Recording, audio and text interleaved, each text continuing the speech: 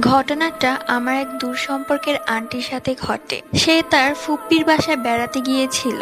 অনেক রাতে তার ঘুম ভেঙে যায় এবং সে টয়লেটে যায়।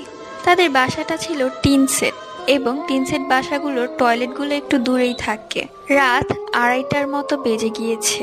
সে তার কাজ সেরে আসার সময় কিছু শব্দ পেল। শব্দটা এরকম ছিল, কেউ যদি ডিমের খোসা চিবিয়ে চিবিয়ে খায় যেমন কটকট শব্দ আসে ঠিক তেমন। তাদের টয়লেটের ওপাশে ছিল নর্দমা। সে টিনের ফোঁকা দিয়ে যা দেখলো তার জন্য সে মোটেও প্রস্তুত ছিল না। সে দেখলো মহিলা আকৃতির কিছু একটা নর্দমায় বসে ডিমের খোসা খাচ্ছে। তার পা গুলো ছিল উল্টো এবং পুরো উলঙ্গ।